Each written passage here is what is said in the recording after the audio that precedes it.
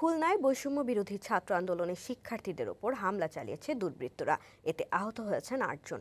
বৃহস্পতিবার বিকেলে নগরীর শিববাড়ি মোড়ে এই হামলা চালানো হয়। শিক্ষার্থীরা জানান, কয়েকটি মোটরসাইকেলে করে যাচ্ছিলেন তারা। এ সময় ২০ থেকে ২৫ জন সন্ত্রাসী ইটপাটকেল ও ছুরি নিয়ে তাদের ওপর হামলা চালায়। এতে ২ জন ছাত্রী সহ ৮ জন আহত হয়েছে। তাদের খুলনা মেডিকেল কলেজ হাসপাতালে ভর্তি করা হয়েছে।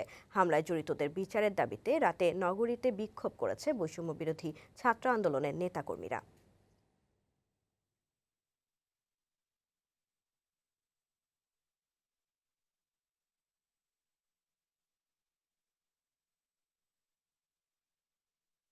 আমাদের দুইজন নারী সহযোদ্ধা মৌ, পাইনিয়ার কলেজের দিয়া এবং আমাদের সিটি কলেজের সাদিয়া, এবং এই দুইজনের গুরুতর আহত।